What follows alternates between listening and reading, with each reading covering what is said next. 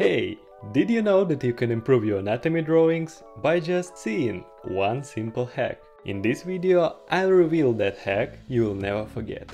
And the best part, to use it, you don't have to be good at drawing anatomy.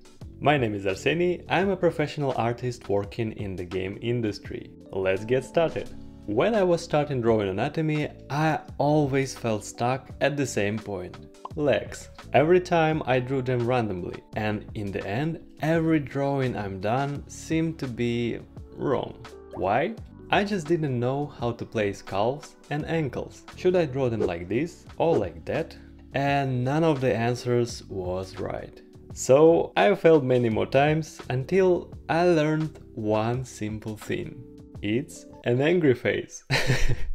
Yes, you heard right.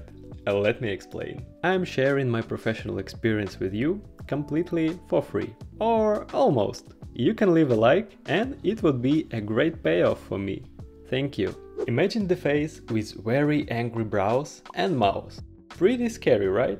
Next, erase the eyes. And now, you easily got your guidelines for drawing angles between calves and bones of the lower leg.